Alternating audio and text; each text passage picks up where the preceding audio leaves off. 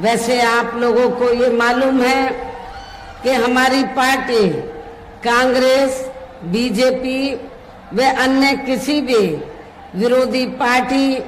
तथा गठबंधन आदि के साथ मिलकर नहीं बल्कि अकेले ही अपनी पार्टी के बलबूते पर पूरी तैयारी व दमदारी के साथ ये चुनाव लड़ रही है। इसके साथ ही हमने टिकट बंटवारे के मामले में भी सर्व समाज के लोगों को उचित भागीदारी दी है, जिनको कामयाब बनाने के लिए अपनी पार्टी के लोग पूरे जी जान से लगे हैं। हालांकि आज यहाँ आपकी इकट्ठा हुई अपार भीड़ व भीड़ के जबरदस्त जोश को भी देखकर अब मुझे ये काफी हद तक भरोसा हो गया है कि पिछली बार की तरह इस बार भी आप लोग अपने प्रदेश से या लोकसभा चुनाव में अपनी पार्टी का बेहतर रिजल्ट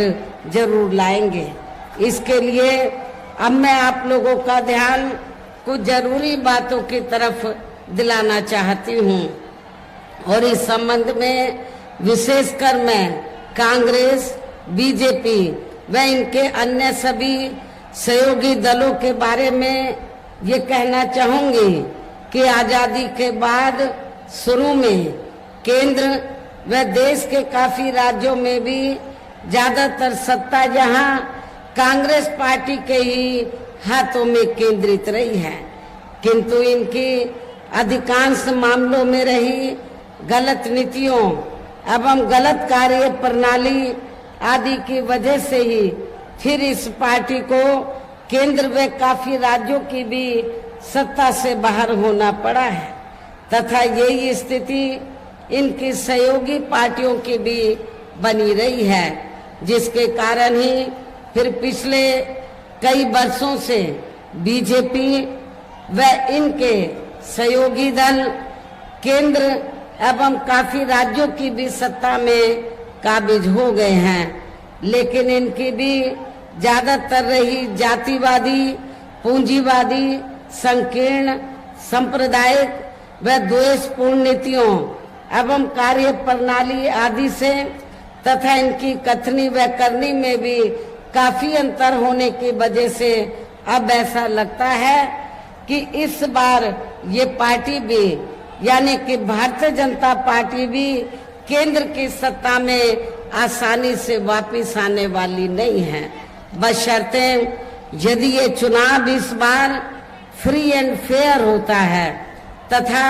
आम चर्चा के मुताबिक वोटिंग मशीनों में भी कोई गड़बड़ी आदि नहीं की जाती है। और वैसे भी इस बार चुनाव में इनकी कोई भी पुरानी एवं नई चल रही नाटकबाजी, जुमलेबाजी व गारंटी आदि काम में आने वाली नहीं है, क्योंकि अब देश की जनता काफी हद तक इस बात को समझ चुकी है कि इनकी पार्टी ने अब तक देश के विशेषकर गरीबों, कमजोर तबकों, मध्यम वर्गीय एवं अन्य मेहनतकश लोगों को जो इन्हें अच्छे दिन दिखाने के असंख्य प्रलोभन भरे वायदे किए हैं तथा अनेकों हवाई व कागजी गारंटी आदि भी दी है, तो उनका जमीनी हकीकत में अभी तक इन्होंने लगभग 1/4 हिस्सा भी कार्य पूरा नहीं किया है, बल्कि इसके स्थान पर इनका ज्यादातर समय व ताकत भी या इनके अपने चहेते रहे बड़े बड़े पूंजीपतियों एवं धन्ना सेठों को ही ज्यादा से ज्यादा माला माल व धनवान आदि बनाने में तथा उन्हें हर स्तर पर छूट देने व बचाने में ही लगी रही है, जिनके अधिकांश आर्थिक सहयोग से ये पार्टी व अन्य पार्टियां भी अपना संगठन चलाती हैं तथा चुनाव आदि भी लड़ाती हैं, जिसका काफी कुछ खुलासा बॉन्ड की आई रिपोर्ट से भी हो जाता है। और इस संबंध में वैसे आप लोगों को ये मालूम है कि अभी कुछ दिन पहले तो बॉन्ड के मामले में माननीय सुप्रीम कोर्ट के द्वारा तो जो मीडिया में रिपोर्ट प्रकाशित हुई, तो उस रिपोर्ट से ये स्पष्ट हो गया है कि इस देश में बीएसपी को छोड़कर कांग्रेस, बीजेपी, अन्य सभी विरोधी पार्टियों ने इस देश के बड़े बड़े पूंजीपतियों व धन्ना सेठों से अपने संगठन को चलाने के लिए, चुनाव आदि लड़ाने के लिए अरबों खरबों रुपया लिया है। ये रिपोर्ट में छपा है। लेकिन बहुजन समाज पार्टी ही अकेली एक ऐसी पार्टी है तो जिस पार्टी ने तो किसी भी छोटे या बड़े पूंजीपति से एक भी रुपया अपनी पार्टी के संगठन को चलाने के लिए या चुनाव आदि लड़ाने के लिए नहीं लिया है। ये भी आप लोगों को मैं एहसास कराना चाहती हूँ। इसलिए हमारी पार्टी अपनी पार्टी के संगठन को जो चलाती है या चुनाव आदि लड़ाती है, तो हर साल हम मेंबरशिप के जरिए और मेरे जन्मदिन के मौके पर थोड़ा थोड़ा धन इकट्ठा करके, चुनाव के दौरान भी थोड़ा थोड़ा धन इकट्ठा करके इसी पैसे से हम लोग अपनी पार्टी के संगठन को चलाते हैं और चुनाव आदि भी लड़ाते हैं। इसके साथ ही अब ऐसा लगता है कि कांग्रेस पार्टी की तरह ही बीजेपी ने भी केंद्र की तमाम सरकारी जांच एजेंसियों का ज्यादातर राजनीतिकरण ही कर दिया है। इसके अलावा देश के किसान वर्ग भी वर्तमान बीजेपी की सरकार में शुरू से ही अपनी विभिन्न समस्याओं को लेकर काफी ज्यादा दुखी व परेशान रहे हैं और अभी भी हैं। जबकि यूपी में 4 बार हमारी पार्टी की रही सरकार ने इनके हितों का भी हर स्तर पर विशेष ध्यान रखा है। उत्तर प्रदेश में जब जब भी बीएसपी के नेतृत्व में सरकार बनी है, तो हमारी पार्टी की सरकार ने तो किसानों को खेती करने के लिए समय से तो इनको हमने सस्ते साधन उपलब्ध कराए, और इतना ही नहीं, जब इनकी फसल पककर तैयार हो जाती है तो इनकी फसल का भी हमारी पार्टी की सरकार ने उचित दाम दिया है। लेकिन अब किसान इन सब मामलों में वर्तमान सरकार में या पूर्व की सपा की रही सरकार में बहुत ज्यादा दुखी रहा है। इतना ही नहीं, बल्कि केंद्र में पूर्व की रही कांग्रेसी सरकार की तरह ही वर्तमान भाजपा सरकार में भी इनकी जातिवादी, हीन, सांप्रदायिक एवं पूंजीवादी सोच व नीतियों के चलते ही पूरे देश में सर्व समाज में से खासकर गरीबों, दलितों, आदिवासियों, पिछड़े वर्गों, मुस्लिम एवं अन्य धार्मिक अल्पसंख्यक समाज के लोगों का भी पूर्ण रूप से विकास व उत्थान आदि नहीं हो सका है। और इस संदर्भ में वैसे आप लोगों को ये मालूम है कि पूरे देश में यहाँ दलितों, आदिवासियों एवं अन्य पिछड़े वर्गों का सरकारी नौकरियों में वर्षों से अधूरा पड़ा आरक्षण का कोटा भी अभी तक पूरा नहीं भरा गया है। विशेषकर एससी व एसटी वर्गों के सरकारी कर्मचारियों का पदोन्नति में आरक्षण भी अब काफी हद तक प्रभावहीन ही बना दिया गया है। और इस मामले में वैसे आप लोगों को ये मालूम है कि जब यूपी में समाजवादी पार्टी की सरकार थी, तो समाजवादी पार्टी की सरकार ने तो यूपी में एससी व एसटी वर्गों के सरकारी कर्मचारियों का पदोन्नति में आरक्षण बिल्कुल खत्म कर दिया था। साथ ही केंद्र व राज्यों में भी विरोधी पार्टियों की रही सरकारों में इन सभी वर्गों को प्राइवेट सेक्टर में आरक्षण दिए जाने की व्यवस्था किए बिना ही इनकी सरकारों के ज्यादातर सरकारी कार्य अब प्राइवेट सेक्टर के जरिए ही इनके बड़े बड़े पूंजीपतियों व धन्ना सेठों आदि को ही दिए जाने के कारण अब इनको पूरे देश में आरक्षण का बहुत कम ही लाभ मिल पा रहा है। इसी प्रकार इनका अन्य और मामलों में भी शोषण व उत्पीड़न आदि होना अभी तक भी बंद नहीं हुआ है। इनके साथ साथ मुस्लिम व अन्य धार्मिक अल्पसंख्यक समाज के लोगों की भी हालत हर स्तर पर काफी ज्यादा खराब व दयनीय ही बनी हुई है, जिसका काफी कुछ खुलासा सच्चर कमेटी की रिपोर्ट में भी किया गया है। इतना ही नहीं बल्कि पिछले कुछ वर्षों से केंद्र व अधिकांश राज्यों में भी बीजेपी व आरएसएस की सरकारों के चलते हुए अब इनका विकास एवं उत्थान आदि होना भी काफी हद तक बंदशाही हो गया है। आए दिन इन पर खासकर हिंदुत्व की आड़ में हो रही जुल्म जाति भी यहाँ काफी ज्यादा चरम सीमा पर पहुंच चुकी है। इनके साथ साथ अपर कास्ट समाज में से विशेषकर गरीब लोगों की भी हालत हमें कोई खास अच्छी नजर नहीं आती है। इनकी गलत कृषि नीतियों के कारण किसान वर्ग भी आए दिन आंदोलित ही रहता है। साथ ही इनकी गलत आर्थिक नीतियों की वजह से देश की अर्थव्यवस्था पर भी इसका काफी बुरा प्रभाव पड़ा है, जिससे यहाँ विशेषकर छोटे एवं मध्यम वर्गीय व्यापारी वर्ग भी काफी ज्यादा दुखी व परेशान है। और अब केंद्र में पूर्व की रही सरकारों की तरह ही वर्तमान भाजपा सरकार में भी यहाँ पूरे देश में गरीबी, बेरोजगारी एवं महंगाई आदि भी लगातार काफी ज्यादा बढ़ रही है। देश में हर स्तर पर फैला भ्रष्टाचार भी अभी तक खत्म नहीं हुआ है। ऐसे में अब आप लोगों को देश में हो रहे लोकसभा चुनाव में कांग्रेस, बीजेपी व इनकी सहयोगी पार्टियों को भी केंद्र की सत्ता में आने से जरूर रोकना है। जिनकी गलत नीतियों व गलत कार्य प्रणाली आदि को आप लोग काफी हद तक आजमा भी चुके हैं। ऐसी स्थिति में अब ये विरोधी पार्टियां इस चुनाव में भी किस्म किस्म के साम दाम दंड भेद आदि अनेकों हथकंडे इस्तेमाल करके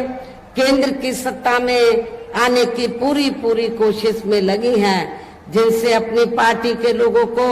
हर स्तर पर काफी ज्यादा सावधान रहना है। और इस मामले में विरोधी पार्टियां अपने अपने पक्ष में हवा बनाने के लिए खासकर मीडिया, ओपिनियन पोल व सर्वे आदि का जो बड़े पैमाने पर इस्तेमाल कर रही हैं, तो उनसे भी अपनी पार्टी के लोगों को बिल्कुल भी गुमराह नहीं होना है। इसके साथ ही विरोधी पार्टियों के विभिन्न रूपों में जारी किए गए इनके हवाई व प्रलोभन भरे चुनावी घोषणा पत्रों एवं वायदों आदि के बहकावे में भी अपनी पार्टी के लोगों को कतई नहीं आना है, जिन्हें ये पार्टियां चुनाव खत्म होने के बाद ज्यादातर अमल में नहीं लाती हैं और अब जिन पर से देश की जनता का अधिकांश विश्वास ही उठ गया है। यही खास वजह है कि हमारी पार्टी किसी भी चुनाव में अपनी पार्टी का कोई भी चुनावी घोषणा पत्र आदि जारी नहीं करती है। वैसे भी हमारी पार्टी किसी भी मामले में कहने में बहुत कम बल्कि कार्य करके दिखाने में ही ज्यादा विश्वास रखती है। और इस बात का सबसे बड़ा सबूत यह है कि उत्तर प्रदेश में 4 बार हमारी पार्टी के नेतृत्व में रही सरकार ने चुनाव में अपनी पार्टी के बिना कोई जारी किए गए चुनावी घोषणा पत्र के ही प्रदेश में आम जनहित में काफी कुछ ऐतिहासिक कार्य करके दिखाए हैं, जिनकी अब देश में अधिकांश पार्टियों की सरकारें काफी नकल भी कर रही हैं। जबकि इस मामले में हमारी पार्टी का ये कहना है कि यदि इन पार्टियों के स्थान पर केंद्र में हमें अपनी पार्टी की सरकार बनाने का मौका मिलता है, तो तब फिर हमारी पार्टी की बनी सरकार केंद्र में यहाँ अब तक की रही सभी विरोधी पार्टियों की सरकारों की तरह केवल हवाई व कागजी कार्य आदि नहीं करेगी, बल्कि उत्तर प्रदेश की तरह ही जमीनी हकीकत में ठोस कार्य करके दिखाएगी। और इस संदर्भ में खासकर मैं ये कहना चाहूंगी, केंद्र द्वारा देश में पिछले कुछ समय से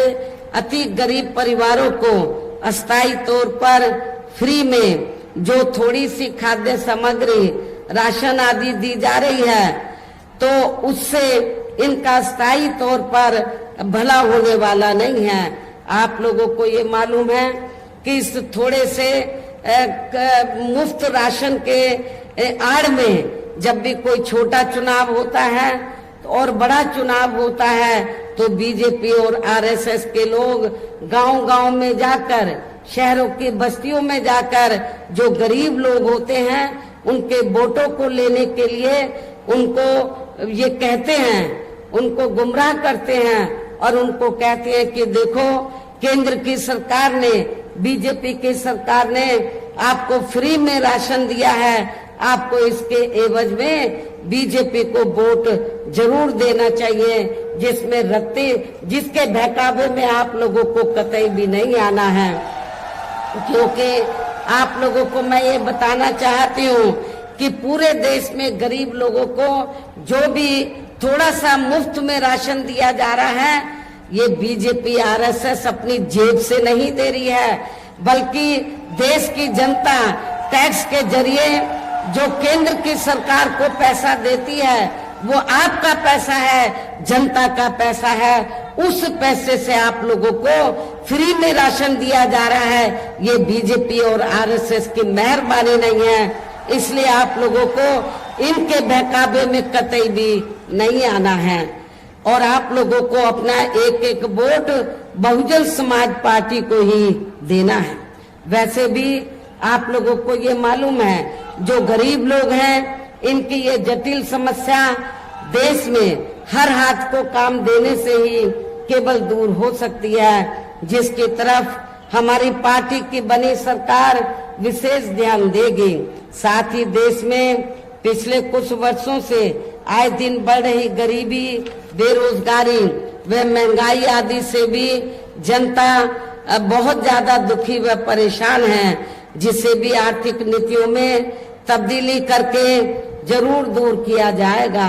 धर्म की भी आड़ में पिछले कुछ वर्षों से खासकर मुस्लिम समाज के लोगों का द्वेष की भावना से जो इनका काफी ज्यादा शोषण व उत्पीड़न आदि किया जा रहा है, तो उसे भी जरूर रोका जाएगा। और ये सब हमने अपनी यूपी के रही सरकार में करके भी दिखाया है। अब मैं आप लोगों को ये मालूम है, खास तौर से मैं मुस्लिम भाइयों को ये बताना चाहती हूँ, जब जब भी उत्तर प्रदेश में बीएसपी के नेतृत्व में सरकार बनी है, तो मेरी हुकूमत के दौरान हमने उत्तर प्रदेश में कोई भी हिंदू मुस्लिम दंगा फिसाद नहीं होने दिया था। इसके अलावा हमने यूपी में सब समाज में से गरीब एवं बेरोजगार लोगों को बेरोजगारी भत्ता आदि न देकर उन्हें बड़ी तादाद में रोटी रोजी के साधन भी उपलब्ध कराए हैं, जो अब ये कार्य भी अधिकांश ठंडे ही पड़े हैं, जिनको फिर सरकार बनने पर प्राथमिकता दी जाएगी। कहने का तात्पर्य ये है कि देश में इस समय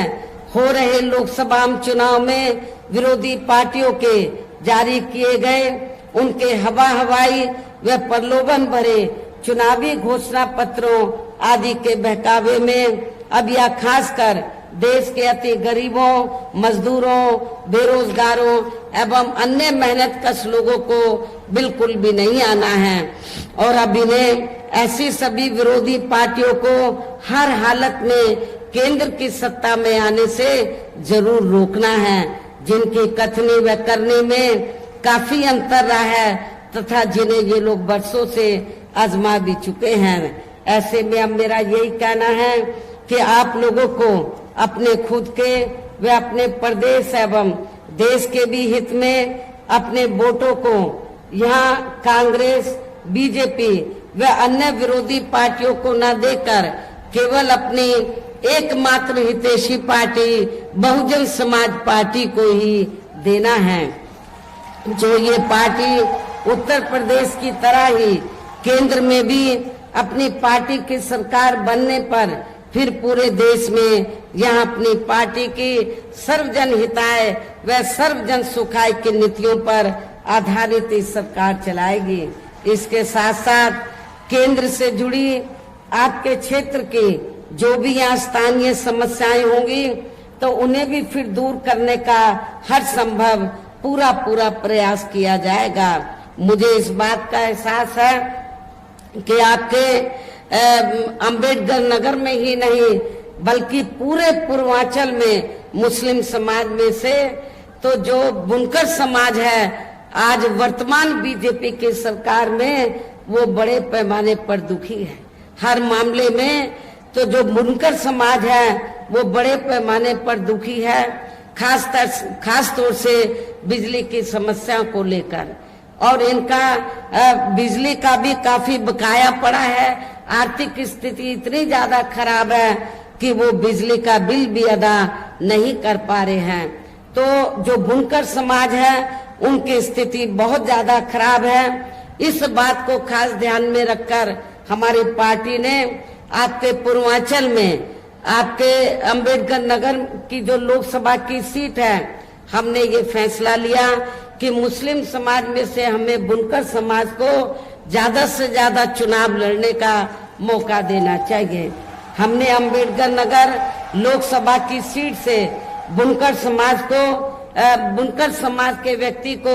हमने चुनाव के मैदान में उतारा है। मेरा आप लोगों से यही कहना है कि आप लोगों को इनको भारी वोटों के अंतर से जिताना है। जब आप लोग इनको जिता देंगे तो आपकी ये समस्या पार्लियामेंट के अंदर जरूर उठाएंगे, उसका समाधान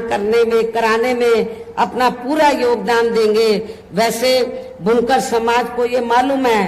कि उत्तर प्रदेश में जब बीएसपी के नेतृत्व में सरकार रही है तो हमारी पार्टी की सरकार ने बुनकर समाज के हितों का पूरा ध्यान रखा है। उनको समय से बिजली दी, सस्ती बिजली दी और उनका जो बकाया बिल था उसमें भी उसको भी हमने काफी हद तक माफ किया था। ये भी मैं बुनकर समाज को ये बताना चाहती हूँ। तो इसी प्रकार आपके सुल्तानपुर जो जिला है या जो सुल्तानपुर लोकसभा की सीट है यहाँ की भी जो स्थानीय समस्याएं होंगी तो उन्हें भी फिर दूर करने का पूरा प्रयास किया जाएगा। साथ ही हमने आप लोगों को ये मालूम है कि सुल्तानपुर लोकसभा की सीट से तो हमने इस बार पिछड़े वर्ग से कुर्मी समाज के व्यक्ति को हमने चुनाव के मैदान में उतारा है। यदि आप सब लोग मिलकर अपना वोट देते हैं तो ये दोनों प्रत्याशी आपके जरूर कामयाब बनाएंगे। और जब केंद्र में हमारी पार्टी की सरकार बन जाती है तो इसके साथ ही यहाँ गरीबों, मजदूरों, बेरोजगारों, कर्मचारियों, किसानों, छोटे व्यापारियों एवं अन्य मेहनतकश लोगों के हितों का भी विशेष ध्यान रखा जाएगा। सर्व समाज में से खासकर दलितों, आदिवासियों, पिछड़े वर्गों,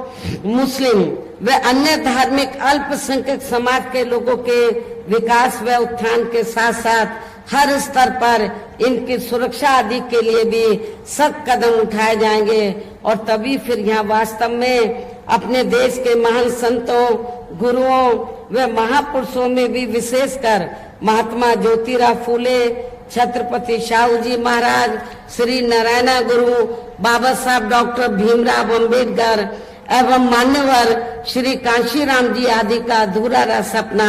जरूर साकार हो सकता है, जिनको यूपी में हमारी पार्टी की रही सरकार द्वारा हर स्तर पर पूरा आदर सम्मान दिया गया है। इन्हीं खास बातों के साथ ही अब मेरा देश व आपके स्टेट के भी, आपके क्षेत्र के भी हित में यही कहना है कि हमारी पार्टी ने यहाँ जिनको भी आपके अंबेडकर लोकसभा की सीट से और सुल्तानपुर लोकसभा की सीट से, इन दोनों सीटों से जिनको भी लोकसभा के लिए चुनाव के मैदान में उतारा है, जो आपके सामने मंच पर मौजूद भी हैं, तो उन्हें आपको जरूर कामयाब बनाना है, जिसके लिए यहाँ पार्टी के सभी स्तर के छोटे बड़े पदाधिकारी एवं कार्यकर्ता गण आदि पूरे जी जान से लगे हैं। और अब अंत में मेरा यही कहना है कि आप लोगों को वोट पड़ने वाले दिन यहाँ बीएसपी के अपने इन दोनों प्रत्याशियों को, अर्थात हमने सुल्तानपुर लोकसभा की सीट से श्री उदयराज वर्मा को चुनाव के मैदान में उतारा है, जो पिछड़े वर्ग से ताल्लुक रखते हैं और बहुजन समाज पार्टी को मजबूत बनाने में ये बरसों से पूरे जी जान से लगे हैं। आपके पुराने साथी को हमने चुनाव के मैदान में उतारा है। इसी के साथ साथ अंबेडकर नगर लोकसभा की सीट से हमने बीएसपी के ही आपके पुराने साथी जो मुस्लिम समाज से ताल्लुक रखते हैं श्री कमर हयात अंसारी को हमने चुनाव के मैदान में उतारा है। ये दोनों प्रत्याशी आपके सामने यहाँ मौजूद हैं। मेरी आप लोगों से पुरजोर अपील है कि बहुजन समाज पार्टी का जो चुनाव चिन्ह हाथी है, आप लोगों को हाथी चुनाव चिन्ह के सामने वाले बटन को दबाकर बहुजन समाज पार्टी के इन दोनों प्रत्याशियों को रिकॉर्ड तोड़ वोटों के अंतर से जरूर कामयाब बनाना है। इनको पार्लियामेंट में जरूर जिताकर भेजना है।